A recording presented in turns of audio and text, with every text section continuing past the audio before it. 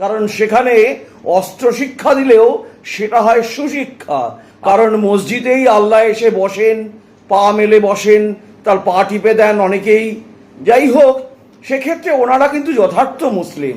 Airport থেকে মসজিদ সরানো নিয়ে সিদ্দিকুল্লাহ চৌধুরী এবং নওশাদ সিদ্দিকী যা বলেছেন তা তো ওনারা ভুল বলেননি। কারণ ওনারা মুসলমান, ওনাদের ধর্মই সবার আগে। দেশ নয়, দেশের প্রগতি নয়, দেশের মানুষের উন্নতি নয়। ওনারা শুধু মনে করেন ওনাদের নবীজি যা বলেছেন সেটাই শেষ কথা। ওনাদের আল্লাহ সারা পৃথিবীর মালিক, সুতরাং এয়ারপোর্টের মালিকটাও আল্লাহ। তা আল্লাহ বা নবী যা বলেছেন যদি তাদের কথা অনুযায়ী চলতে হয় তবে অবশ্যই এয়ারপোর্ট গুরুত্বপূর্ণ নয়, গুরুত্বপূর্ণ তাদের মসজিদ। কারণ মসজিদেই আল্লাহ এসে বসেন, পা মেলে বসেন, তার পা টিপে দেন অনেকেই। যাই হোক, সেক্ষেত্রে ওনারা কিন্তু যথার্থ মুসলিম। আর নওশাদ সিদ্দিকী তো বলেইছেন যে মসজিদ আগে হয়েছে, সেখানে কেন এয়ারপোর্ট হবে? সে তো ঠিক কথাই, মসজিদ যখন রয়েছে সেখানে এয়ারপোর্ট হওয়া উচিত নয়। আরে এয়ারপোর্ট কোথাওই হওয়া উচিত নয় কেন? সারা পৃথিবী, সারা ভারতবর্ষ সবটাই তো মুসলমানদের সম্পত্তি। কারণ মুসলমানরা আল্লাহর প্রতিভু, আর আল্লাহ হচ্ছে সারা পৃথিবীর মালিক। সুতরাং তাদের সেই মালিকের সম্পত্তির উপর এয়ারপোর্ট, রেল স্টেশন অথবা বিদ্যুৎ কেন্দ্র কিছুই হওয়া উচিত নয়। সবটাই হবে মন্দির, মন্দির নয় মসজিদ, মাদ্রাসা, এইসব। কেন? সেটা তাদের অত্যন্ত আপন জায়গা। কারণ সেখানে অস্ত্র শিক্ষা দিলেও সেটা হয় সুশিক্ষা। আর সেই কথা যদি কখনো পুরনো সময় বুদ্ধদেব ভট্টাচার্য বলে ফেলেন তবে বামপন্থীরাও খেপে যায়। আর সুতরাং আমার মনে হয়েছে সিদ্দিকুল্লাহ চৌধুরী ঠিকই বলেছেন, কারণ উনি একজন মুসলমান। আর নওশাদ সিদ্দিকী তিনি তো আরও ঠিক কথা বলেছেন। কিন্তু কেন? কারণ উনি মোটেই সেকুলার নন, উনি আসলে একজন মুসলমান। আর মুসলমানের পক্ষে এই কথা বলাই স্বাভাবিক। তারা বিপ্লব করতে পারেন, তারা বিপ্লব মানে জেহাদ করতে পারেন, অর্থাৎ কল্লা কাটতে পারেন। কারণ এয়ারপোর্ট দিয়ে হবেটা কি? তার চেয়ে সেখানে খেজুর গাছ লাগালে ভালো হয়, যাতে গোটা আরব এনে ভারতবর্ষটাকে আরব বানানো যায়। যাই হোক, এবার আমার মনে হচ্ছে মসজিদ ভাঙা নিয়ে সেই শরিয়াতি নিয়ম অনুযায়ী হওয়া উচিত, এয়ারপোর্ট তুলে দেওয়া উচিত এবং গোটা এয়ারপোর্ট জুড়ে আরো অনেক মসজিদ বানানো উচিত। কি বলেন সিদ্দিকুল্লাহ সাহেব? আপনাকে কিন্তু আমি খুব সমর্থন করছি, তাই না? আমি বলে দিই, আজকে আমার কথাটা কেউ খারাপ মাইন্ডে নেবে না, কারণ আজকে আমি কিছু কথা বলবো যেটা আমার প্রচন্ড খারাপ লাগছে। ঠিক আছে, আমার মনে হচ্ছে না আমি বসে বসে কান্না করি, প্রচন্ড খারাপ লাগছে, প্রচন্ড কষ্ট হচ্ছে। এই কারণে যে মানে এয়ারপোর্টে একটা মসজিদের জায়গায় কিন্তু এয়ারপোর্ট হয়েছে, এয়ারপোর্টের জায়গায় কিন্তু মসজিদ হয়নি। তোমরা যারা অন্ধভক্ত, যারা জানো না, তারা একটু খোঁজ নিয়ে দেখো, মসজিদের জায়গায় কিন্তু এয়ারপোর্ট হয়েছে, নাকি মসজিদ এয়ারপোর্টের জায়গায় হয়েছে। আজকে সেই মসজিদটা ভাঙতে যাচ্ছে। সত্যি বলতে বুকের ভেতরটা কনকন করছে। কারণটা কি জানো? ইসলাম হলো একটা শান্তিপূর্ণ ধর্ম, শান্তিপূর্ণ ধর্ম। যে ধর্ম কিন্তু কাউকে ছোট বড়, কাউকে বড় কথা বলা, কারোর প্রতি জুলুম করা একদম কড়াকড়ি ভাবে নিষেধ। ঠিক আছে, আর যারা এগুলো করে তারা মনে হয় না ইসলামের ভিতরে পড়ে। আমি মনে করি খুব কম পার্সেন্ট মানুষ আছে, খুব কম পার্সেন্ট। তোমাদেরকে আমি একটা উদাহরণ দিচ্ছি, এই জিনিসটা কেউ খারাপ ভাবে নেবে না। এই যে বিশ্ব ইজতেমা হয়েছে, বলো তো কটা ইসলামের বাচ্চা মরেছে? কটা মরেছে বলো? কেউ মরেছে? একটাও খবর নিউজে শুনেছো যে কেউ মারা গেছে কিংবা কারোর কিছু ক্ষতি হয়েছে?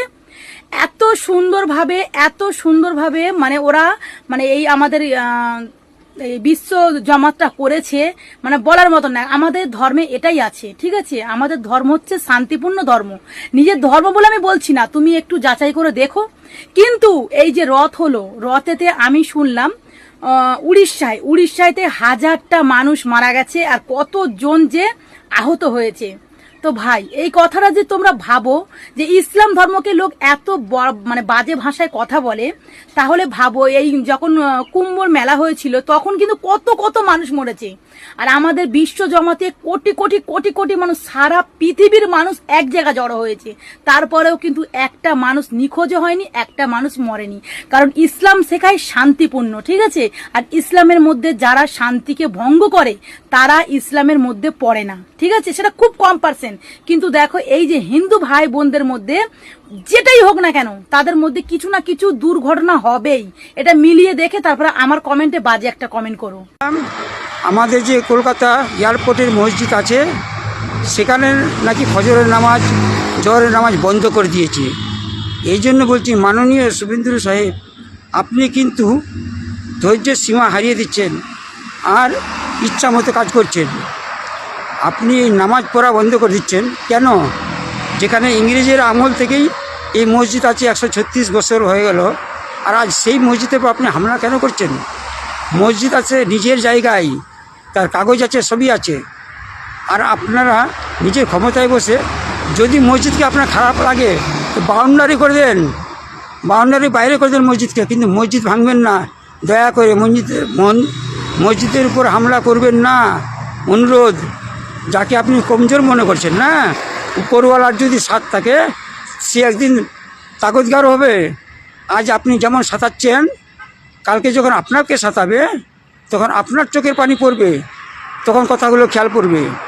এই জন্য বলছি, আপনি বাংলাদেশ থেকে এসে হিন্দুকেও কাঁদাচ্ছেন আর মুসলমানও কাঁদছে, কেউ শান্তিতে নয়। দয়া করে আপনি মসজিদের উপর হামলা করবেন না, মসজিদ সরাবেন না। মসজিদ কোনো 20তলা বিল্ডিং নয় যে আপনার এয়ারপোর্টের ওই জাহাজ প্লেনের অসুবিধা হচ্ছে। মসজিদ নিচু, আর আপনি বাহানা করছেন যে এয়ারপোর্টের ভিতরে থাকবে না। এতদিন থাকলেও আজ ক্ষমতায় বসে আপনি ইচ্ছামতো কাজ করছেন। পছন্দ না হয়, মসজিদ নিজের জায়গা ছিল, এয়ারপোর্ট ওকে ঘিরে নিয়েছে, এয়ারপোর্ট ওকে ভিতরে করে নিয়েছে। যদি খারাপ লাগে তো আপনি এয়ারপোর্টের বাইরে করে দেন, অন্য দিক দিয়ে আসে মুসলমান, কিন্তু আপনার এয়ারপোর্টে আসবে না নামাজ পড়তে। কিন্তু মসজিদ ভাঙবেন না, অনুরোধ। আমাদেরকে কাঁদাবেন না। এই মসজিদ হচ্ছে আমাদের স্মৃতি, মুসলমানের স্মৃতি। এই জন্য বলছি, অনুরোধ যে দয়া করে আপনি এমনই কাজ করুন যেন আপনার সুনাম থাকে। এই 2 মাসের মধ্যে অনেক কাণ্ড ঘটে যাচ্ছে, অনেক দুঃখী আছে। আপনাদের বিজেপির কোনো নেতা হলে মুখে কালো কাপড় দেন, আর মুসলমানের যদি কোনো অপরাধী হয় তো তাকে কোমরে দড়ি বেঁধে ঘুরাচ্ছেন। কেন এইভাবে? এটা কি আইনে আছে? আইনে আছে, আপনার দোষী আছে, তাকে আপনি জেলে পাঠান, কিন্তু ওই গ্রামে গঞ্জে ঘুরাই না, কিন্তু আপনি তাও করছেন। তা আজকে আপনি ওদের সঙ্গে করছেন, কালকে যখন অন্য দল আসবে, যখন আপনাদের সাথে করবে, তখন আপনি ভাববেন যে কি আছে। এই জন্য ভুল কাজ করবেন না, আর কাউকে অন্যায় রাস্তা দেখাবেন না, মানুষকে বেশি কাঁদাবেন না। আর আমি বলি, মুসলমান নেতা, মুসলমান পয়সাওয়ালা, মুসলমান উকিল, হিন্দুরা যদি কিছু পায় তো ওরা মামলা করে। আপনারা চুপচাপ কেন বসে আছেন? আপনারা কেন এই মসজিদ নিয়ে মামলা করছেন না? মসজিদ নিজের জায়গা আছে, ওর কাগজ আছে, সবই আছে। নৌসাদ চিৎকার করছে আর আপনারা মুখে জিপি রাখে কেন চুপচাপ আছেন? ভোটের সময় সবাই আসবে মুসলিমের কাছে ভোট নিতে, আর আজ একটা মসজিদ রক্ষা করতে পারবেন না? মসজিদে যেখানে কাগজ আছে, বাবরি মসজিদ ভেঙেছিল রাম মন্দিরের বাহানায়, আর এটাকে আবার ই করবে এখন এয়ারপোর্টের বাহানায়। এয়ারপোর্টের ও বাউন্ডারি করে নিক, ও বাউন্ডারির বাইরে করে দিক, কিন্তু যেন মসজিদ থাকে, এটাই আমার অনুরোধ। আপনারা দয়া করে ভিডিওটা শুভেন্দুর কাছে পৌঁছাবার চেষ্টা করবেন। আসসালামু আলাইকুম। আবার পরের ভিডিওতে আসবো ইনশাআল্লাহ। বিজেপির কথায় এতদিন তো তৃণমূলরা চোর, চাল চোর, ট্রিপল চোর, বালি চোর, কয়লা চোর, অনেক কিছু, অনেক রকমের চোর ছিল, মাছ চোর। হ্যাঁ, সাইড থেকে আমার দিদি আমাকে প্রম্পট করে দিচ্ছে, ঠিক আছে, আমি একটু ভুলে ভুলে যাই, তো যাই হোক, অনেক কিছু ছিল। হ্যাঁ, মানে এগুলো এগুলো তো বিজেপিরা বলেছিল, ঠিক আছে, বিজেপি লোকরা, নেতারা এতদিন ধরে বলছিল যে টিএমসি চোর, সব চোর। হঠাৎ করে তারা তো ধোয়া তুলসী পাতা কি করে হয়ে গেল, মানে বিজেপির কাছে। এটাই তো আমার মাথায় ঢুকছে না বন্ধুরা। আখির ইয়ে হুয়া তো হুয়া কেসে, তোমরা কি বলতে পারো? এই থেকে থেকে বিজেপির কাণ্ড কারখানা দেখে আমার মাথায় মেনে ঢুকতা হ্যাঁ, ক্যা হতা হ্যাঁ, বুঝলে? তোমরা একটু জানিও তো বন্ধুরা, তোমরা যদি জেনে থাকো, এই এত চোর চামার গুলো হঠাৎ করে এত দুধ কা ধুলা হুয়া কেসে হো গেয়া। মানে সব বিজেপির এখন দরজা খুলে দিচ্ছে, সেই সব নেতাদের মন্ত্রীদেরকে আবার ডেকে নিচ্ছে নিজেদের দলে, বলছে দরজা খোলা আছে, দ্বার খুলে দিয়েছি। হ্যাঁ, আবার রাজ্যসভার মেম্বার হয়ে যাচ্ছে।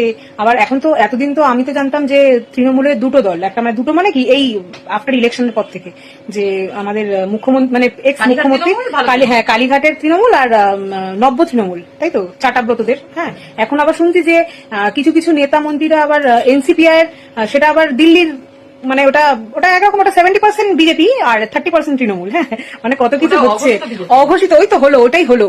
তো ওটা 70% বিজেপি আর 30% তৃণমূল আর কি। হ্যাঁ, তো এখন অনেকগুলো 1% নেই ওখানে, 30% কোথায়? ওখানে শতাব্দীরা বলছে না, আমি যাই করি না কেন আমি দিদিকেই ভালোবাসি। মূর্খ। হ্যাঁ, মূর্খ না, কিন্তু কিছু করার নেই, আসলে এত লুটেপাট খেয়েছে। সেটাই না, সেটা তো হয় না। তো যাই হোক, কিন্তু সত্যি আমাদের এই বাংলার রাজনীতিটা দেখতে না বেশ মজা লাগছে। কিন্তু মানে যতটাই নোংরা বলা যায় ততটাই তার থেকে বেশি নোংরা। আর আরো একটা কথা আমি ইনক্লুড করে দিতেই চাই এর মধ্যে, না দিলে নয়। সত্যি কথা, 15 বছরে এত লোকের মুখে যখন শুনছি, নিশ্চয়ই দুর্নীতি তো হয়েছে, ডেফিনেটলি হয়েছে, ডেফিনেটলি। তো সেই দুর্নীতিবাজগুলোই এখন সব পার্টি চেঞ্জ করে নিয়েছে, বিজেপিতে চলে গেছে। আর কিছুটা তো ওই নব্য তৃণমূল, মানে ওরা ওই বিজেপি যেইভাবে চাবি ঘোরাবে সেইভাবে ওরা কাজ করবে। আর তার থেকেও বড় কথা হলো, 15 বছরে যা দুর্নীতি হয়েছে, তবে এই 15 বছরে যে কটা রেপ কেস না হয়েছে, এই 2 মাসের মধ্যে কিন্তু তার থেকে বেশি রেপ কেস সবার সামনেই চলেছে, প্রকাশ্যে। এখানে তো কেউ বলতে পারবে না যে এখানে মমতা ব্যানার্জির দোষ আছে, মমতা ব্যানার্জির পুলিশের দোষ আছে, প্রশাসনের দোষ আছে, কেউ কিছু করছে না। এখন তো এটা কারোর কিছু বলেন। এখন আবার অনেকে কমেন্ট করছে এইসব, এই মানে সেন্সিটিভ কেসেও দেখছি অনেকে কমেন্ট করছে, বলতে যা হচ্ছে হোক, বাংলাটা মিনি পাকিস্তান তো হচ্ছে না। মানে এরা কি খেয়ে বড় হয়েছে বা কি খাচ্ছে, সত্যি এরা ভাত খায় না, গোবর খায় না, অন্য কিছু খায়, আমার থেকে মাথায় ঢোকে না। মানে এত এত নৃশংস ঘটনা ঘটে যাচ্ছে, তারা বলতে যা হয়েছে বেশ হয়েছে, বাংলাটা তো মিনি পাকিস্তান হয়ে যাচ্ছে না, বা হয়ে যায়নি। ওই মমতা ব্যানার্জি বেগম খালা থাকলে মিনি পাকিস্তান হয়ে যেত। সত্যি মানে হাস্যকর লাগে। মানে বলে যে বাঙালিদের মধ্যে থেকে বড় বড় জ্ঞানীগুণী লোকজন বেরোতো আগেকার দিনে, আর এখন গুবর খাওয়া লোকজন, গুবর খাওয়া, তবেই তো বুদ্ধি ভ্রষ্ট হয়ে গেছে। না হলে কি কোনো মানুষ এসব বলতে পারে? এরকম নৃশংস ঘটনা ঘটে যাচ্ছে, একটা ছেলে প্রত্যেক দিনে একটা দুটো তিনটে করে। আসলে অনেক ছেলেরা দেখছি বা অনেক ভদ্রলোকেরা দেখছি এই রেজাল্টে খুব খুশি। আমার তো মনে হচ্ছে যে ওরা এতদিন ইউপি, বিহার, দিল্লির এইসব ঘটনাগুলো দেখে মানে কি খুব এক্সাইটেড হয়ে থাকতো যে আরে একবার বাংলায় বিজেপি আসুক, কারণ জানে যে একবার যদি ঘটনা ঘটিয়ে দিই, 7 খুন মাফ, হয়তো 1-2 বছরের জন্য জেল হবে, নাও হতে পারে যদি সোর্স ভালো থেকে থাকে। তারা আবার গিয়ে ছাড়ি টাড়িয়ে নেবে, যেরকম এই বারুইপুর কাণ্ডটাই হলো, যে মেন কালপিট সে বাইরে ঘুরে বেড়াচ্ছে আর যে ধরাতে গেছিল সে নিজেই মরে গেল। তো সেরকমই ব্যাপারটা। মানে কি বলবো, দেখা যাক, সবে তো 2 মাস, তাতেই এত কিছু। আর 1 বছর থাকলে আর কি কি হবে, কি কি দেখতে হবে, সেটাই দেখার বিষয়। তার মধ্যে তো আরো অনেক কিছু রয়েছে ইনক্লুডিং, সেগুলো আর এখানে বললাম না, পরে বলবো। শেষ হবে না, 2 মাসেই শেষ হবে না।